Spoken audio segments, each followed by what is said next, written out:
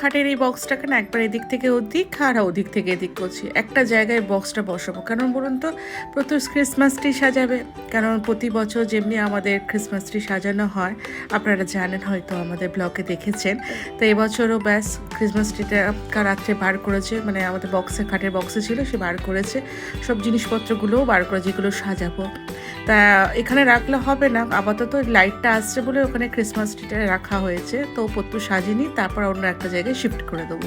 নিচে দেখেছেন সিলিন্ডারের স্ট্যান্ডটা রাখা, যেহেতু পড়ে যাচ্ছে বারবার, ভারী একটা জিনিসের মধ্যে রেখে ক্রিসমাস ট্রিটা পত্তু সাজাচ্ছে।